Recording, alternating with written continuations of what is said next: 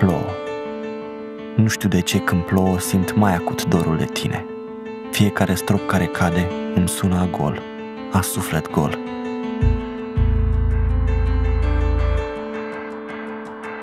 Îmi repet zi de zi chipul tău în minte.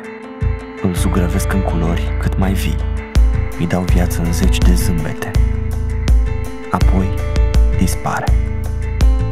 Mi-e teamă să nu dispară de tot într-o zi.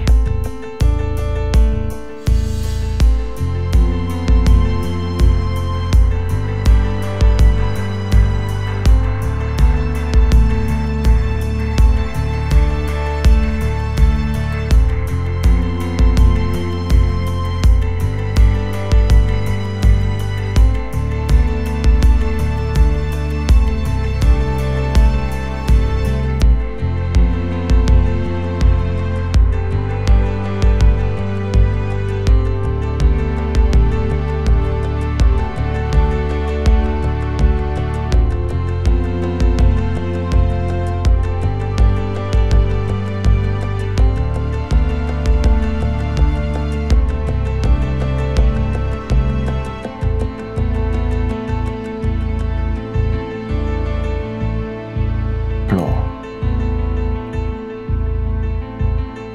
Mi-am lipit fruntea de fereastra rece și te caut în reflexia fiecărei picături. Nu ești. De dor, parcă și picăturile au uitat să fie oglinzi. Oglinzi pentru amintiri. Toate se repet să se spargă de asfalt și atât. Unele se opresc însă, undeva mai sus, apoi se scurg ca o mângâiere.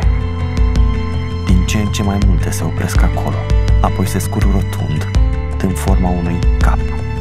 Apoi umeri, brațe, trup, se scurg tăcute pe silueta unor picioare, apoi dispar.